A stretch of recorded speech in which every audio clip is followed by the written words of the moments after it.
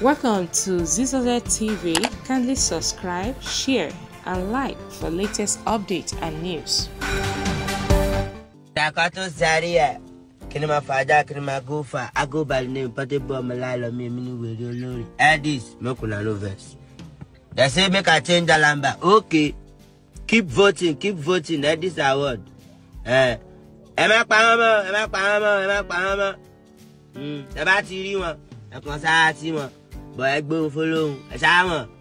Emiloka, Kinema Fada, the street problem. Street here, Emiloka.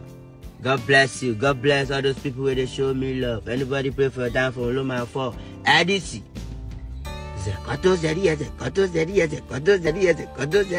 Allah, Naija don't blow gun. Naija entertainment don't. You need my pizza. I got what to now they use a blow now. And Naija they talk. So keep voting. Zazo fans. I got fans. I got money. I know people. My people got money. That they use money call me.